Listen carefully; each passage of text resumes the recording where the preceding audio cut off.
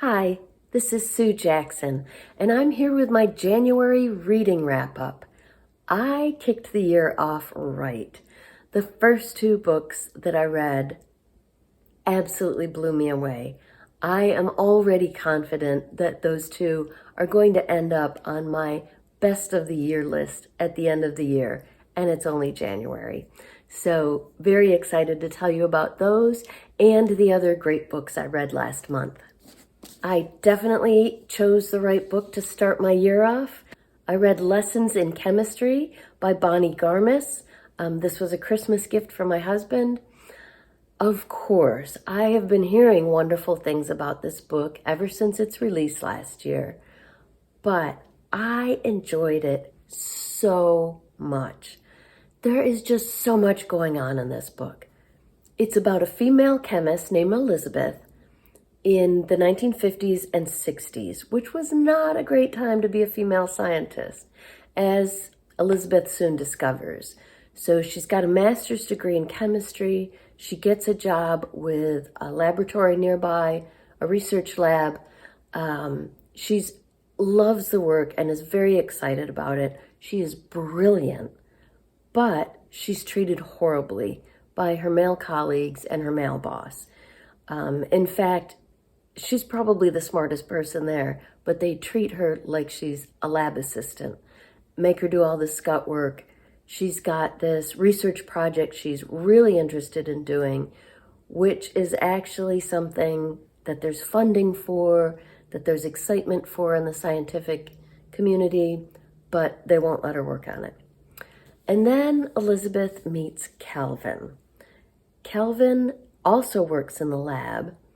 He's tall and handsome, also brilliant in chemistry. After a brief scuffle over laboratory equipment, Calvin and Elizabeth begin to get to know each other, and they fall in love. So this is all right at the beginning. I'm not giving away any spoilers. But you also know from the beginning that this wonderful love affair between the two of them can't last. The book actually begins 10 years earlier in 1961 with a short couple of chapters showing Elizabeth as a single mother of a 5-year-old daughter named Madeline, who is just as brilliant as she is, and the star of a cooking show on television. So the book is all about what happens to Elizabeth that takes her from that early spot to where she is 10 years later. There's a lot going on here. There's plenty of depth here in terms of the way women were treated at that time, particularly women in the workplace, because Elizabeth's not the only one who's been mistreated. The secretary at the lab isn't treated very well either. So it gets into a lot of that. There's a strong feminist thread here. Elizabeth's cooking show is so popular in part because she's empowering women. So the story here is wonderful and engrossing. I never wanted to set it down at night, but the story is only part of it. The characters are wonderful. Elizabeth is not really good with people. She doesn't have a lot of interpersonal skills, but you really come to love her and definitely to root for her. Her daughter, Madeline, is brilliant. They have a dog named 630, and the story behind that is in the book. And that is one of the best parts of this book. There is so much humor woven into this story, even though it tackles some dark subjects, sexual assault, sexual harassment in the workplace, things like that. It is also hilariously funny. I lost track of how many times I just laughed out loud, and many times the humor takes you by surprise. You're reading the story and then all of a sudden, you burst out laughing. So I could go on and on about this.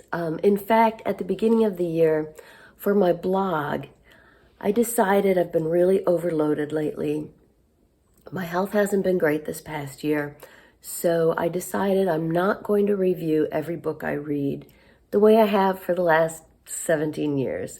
Instead, I thought I can still write a review if a book is really great, but I'm not going to feel like I have to review everything. Well, I did write a review of this one because I just had to share with everyone how great it is. So that's Lessons in Chemistry by Bonnie Garmis, a great way to kick off the new year. My first audiobook of 2023 was Demon Copperhead by Barbara Kingsolver, and this was the other book that just blew me away. For starters, Kingsolver is one of my favorite authors.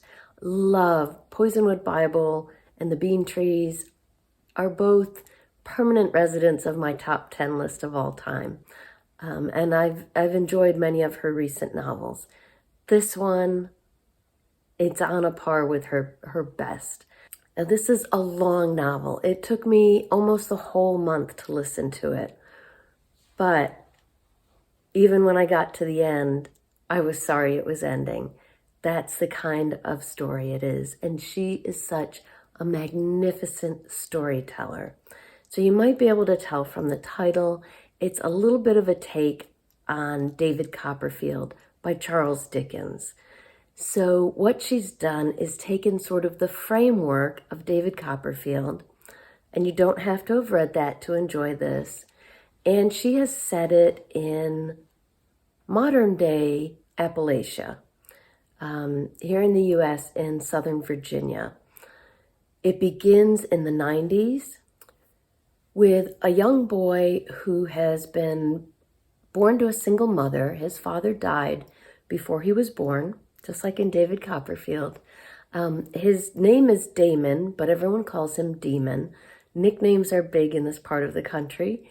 And his mother's very young.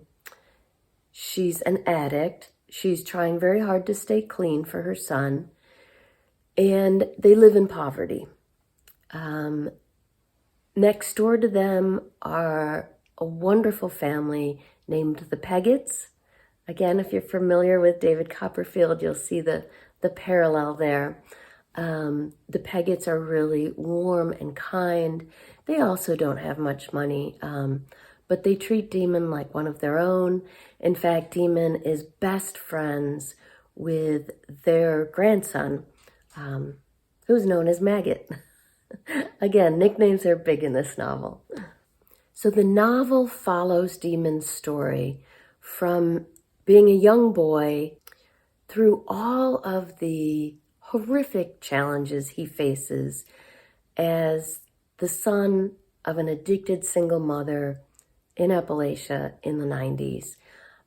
He ends up in foster care, goes through a variety of homes there.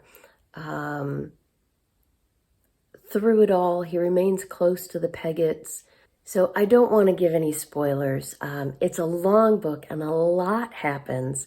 Demon has a very eventful life. And along the way, Kingsolver addresses some really serious, big topics, particularly for that part of the country and for poverty in America. So she's looking at poverty, she's looking at drug addiction. Because it's the 90s, she is specifically focused in on opioid addiction. That becomes a huge thread throughout the book. Her storytelling is just so amazing. The story is completely immersive. She's created this whole world that you feel a part of as the reader or listener. The audiobook was outstanding, really well done. I meant to check who the narrator is. I don't know that, but he did a great job. So this wonderful sort of epic story, it's a coming of age story about him growing up in these circumstances, in that place and time. Again, you do not have to know anything at all about David Copperfield to thoroughly enjoy this amazing novel. But if you have read David Copperfield, as I did a couple of years ago for my annual Big Book Summer Challenge, then there's like another layer of delights in this book, because her parallels to David Copperfield are just so clever.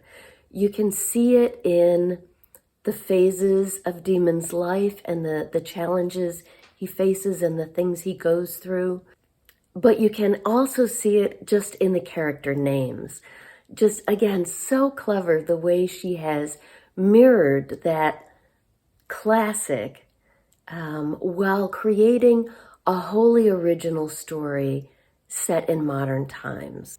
And I forgot to mention, this book has a wonderful sense of humor. As in David Copperfield, Demon himself is narrating his life story. He's an adult looking back and narrating his story. And the way he tells it, the turns of phrase he uses, the local vernacular, it is all just, yes, terrible things happen in this novel. He faces some awful challenges, but also it's funny, it's fun, it's absolutely delightful. I listened to it for like 27 days and I was still sorry that it was ending. I didn't want to leave those characters. So my absolute highest recommendations for Demon Copperhead by Barbara Kingsolver.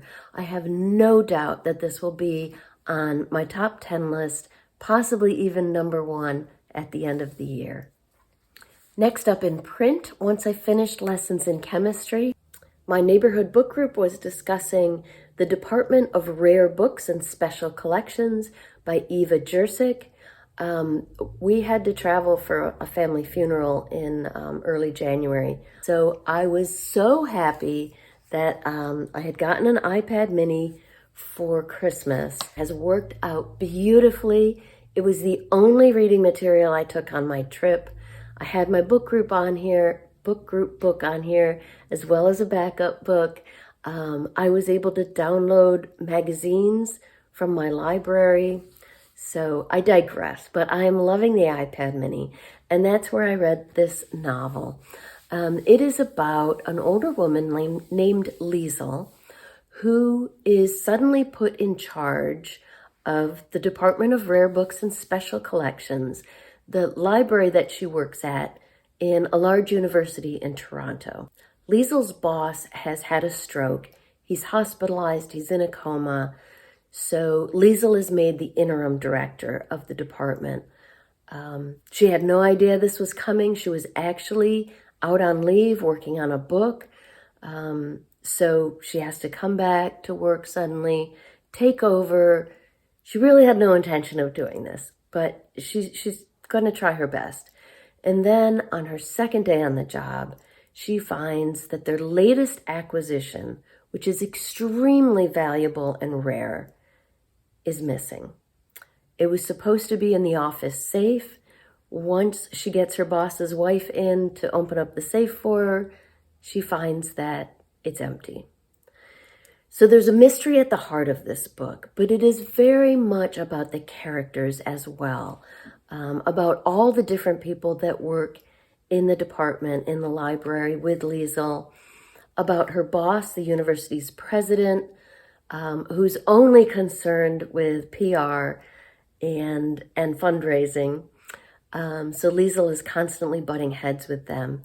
So like I said, there's a mystery at the heart of it, but this book is very much about women in the workplace.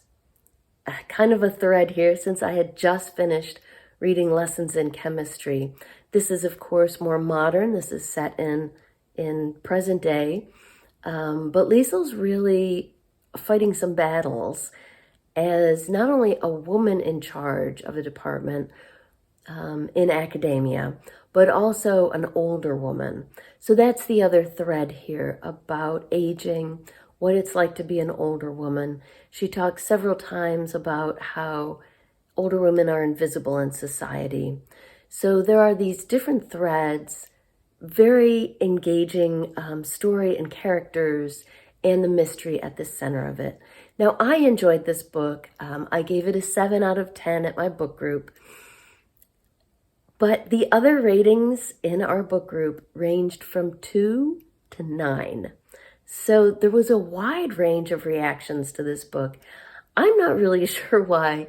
We did have a very good discussion about it because there's a lot of meat here to discuss. So I enjoyed The Department of Rare Books and Special Collections by Eva Jurczyk. Next up, I have a goal every single year to read at least 6 classics. The Classics Challenge that I normally join every year, Back to the Classics, did not come back for 2023. So I was very disappointed in that. But, and I'll include a link down below to my blog, which lists all of the reading challenges that I joined for this year.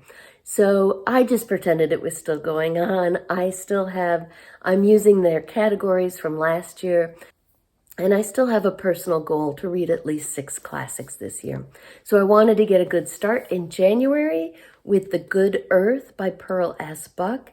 This is one that's been on my shelf for about a year, so I was very glad to finally get to it. I don't know what I expected, but I was surprised to find how engrossing this book was. It was another one that I stayed up way too late every night reading. I kept, just saying to myself, just one more chapter. So The Good Earth it begins in 1920s China, just before and during the revolution. It is about a farmer in a poor rural area. His name is Wang Lung. Now, as the novel opens, he is about to get married. And because he's poor and from a poor family and only a farmer, the woman he's going to marry is currently working as a slave in the nearby Great House where the Great family lives. So this is a wealthy family. Generations have lived in this home. Their house is filled with slaves. With his elderly father's help, he buys a slave woman to be his wife. Her name is Olan. So this whole novel is about their marriage, their life together, the children they have together. It goes until Wang Lung is an old man. And it covers so many ups and downs in their lives as farmers relying on the weather and the soil and the crops each year. They endure some pretty awful hardships. Horrible flooding in one year, horrible droughts in another year. The year that the droughts hit really badly, they actually had to leave their home with their children and his elderly father and migrate south to a city where he found kind of odd jobs to do, like pulling a rickshaw, while his wife and his father and his children begged on the streets. So things got pretty bad for them. But then things get good later. So it's kind of an epic tale of multiple generations of this family in China in the 1920s and 30s. I have to admit, I know virtually nothing about the history of China, so that part was intriguing to me. It is historical fiction. Not a whole lot in here about what was going on in the wider world, because he was a farmer and focused just on his small world with his farm in the nearby village. But there are some times when what's going on in the wider world affects them. So very much enjoyed The Good Earth by Pearl S. Buck. I should have mentioned this book won the Pulitzer Prize in 1935. And then later, Pearl Buck won a Nobel Prize in Literature. So highly acclaimed novel, and I'm glad I finally read it. I enjoyed it. At the end of the month, I fit in a graphic novel, The Greatest Thing by Sarah Winifred Searle. This is a teen young adult graphic novel The character in the center here on the cover is the main character, Winifred. So the author explains at the back that this is not specifically memoir, but it is a fictionalized version of her own story from high school. And it's about trying to find her place in the world, her identity, kind of typical coming of age stuff.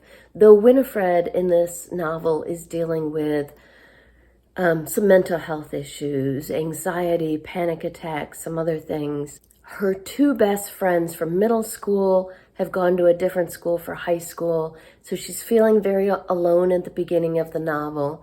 She is part of a loving family, and during the novel, she makes two very good friends.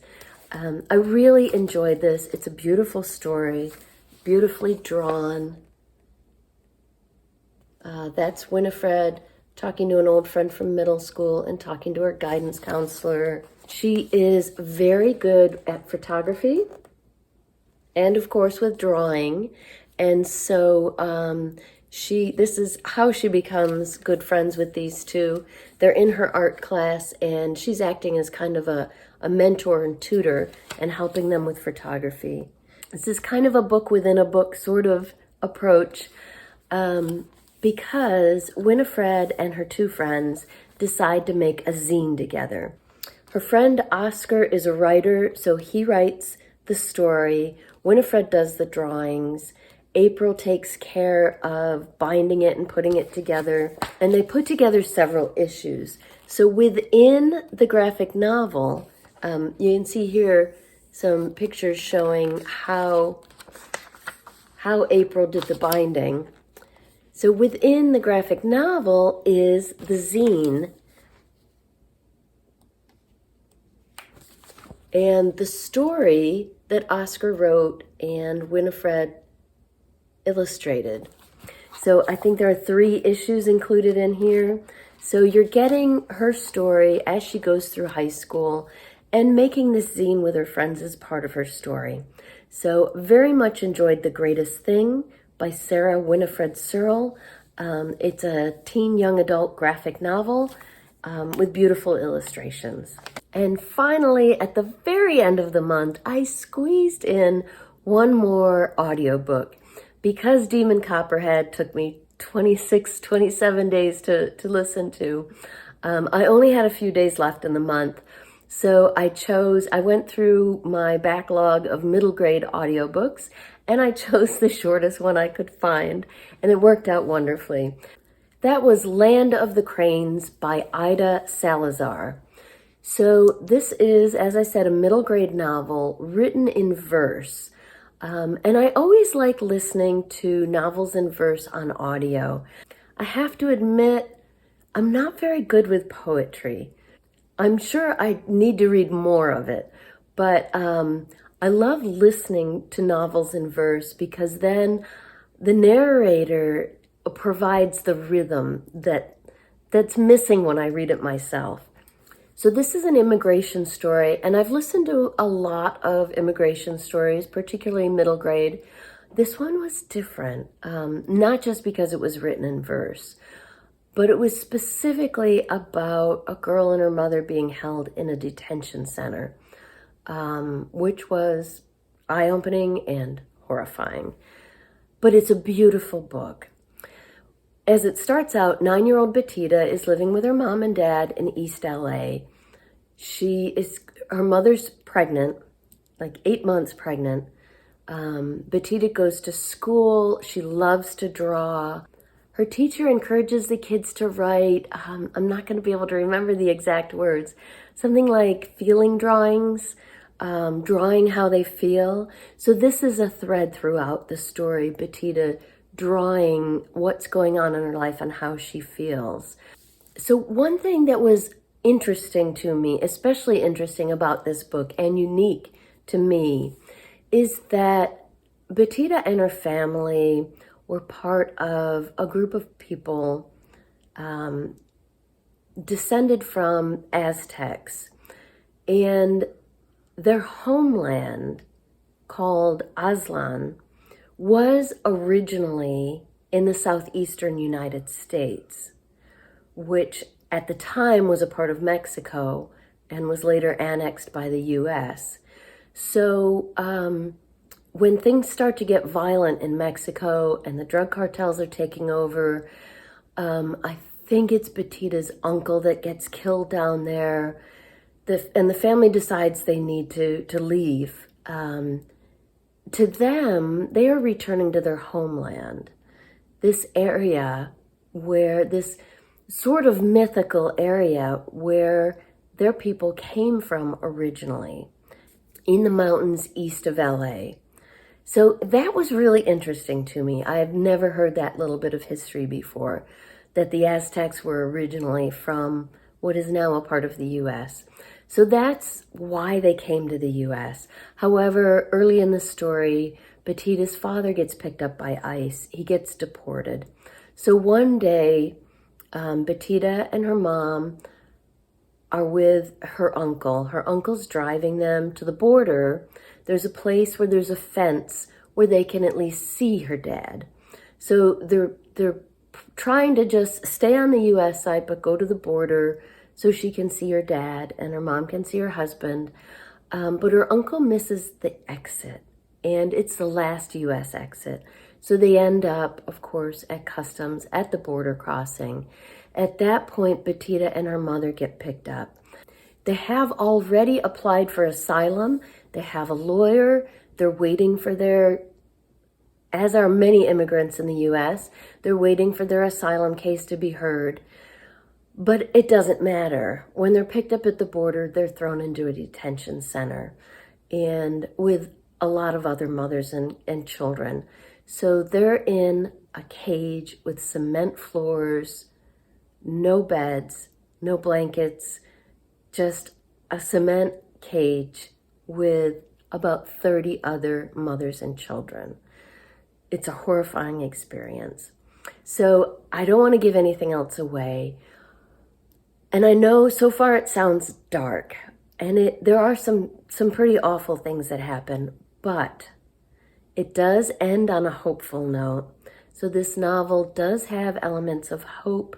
It's also got some elements of self-empowerment, because Betita herself, just a 9-year-old girl, ends up involved in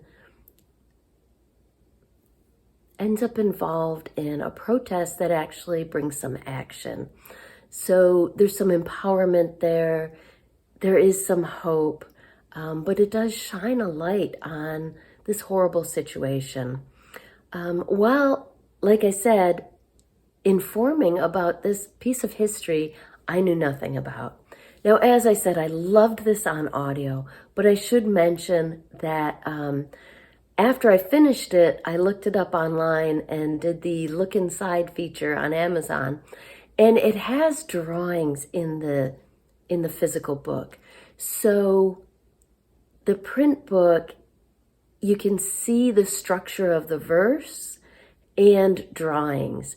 So I don't know which one I'd recommend. Both were very, very good. But it's definitely a wonderful story. Land of the Cranes by Ada Salazar. And that was it for me for January. I really enjoyed everything I read, including, as I said, the 2 books that I think are going to end up on my top 10 for the year. So I want to hear about what you read in January.